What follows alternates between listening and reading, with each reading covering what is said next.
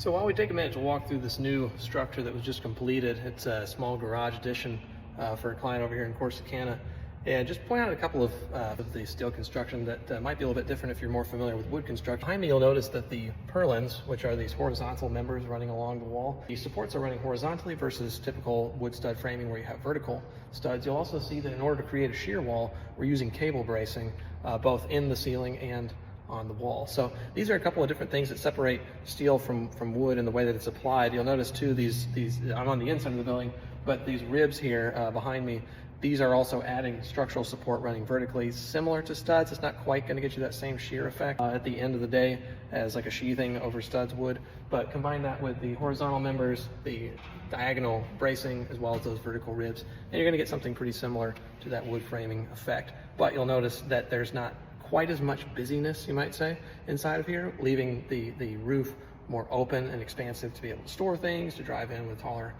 vehicles. That's a little bit different than wood, as opposed to having lots of overhead trusses and things taking up a lot of room. So just a little glimpse there.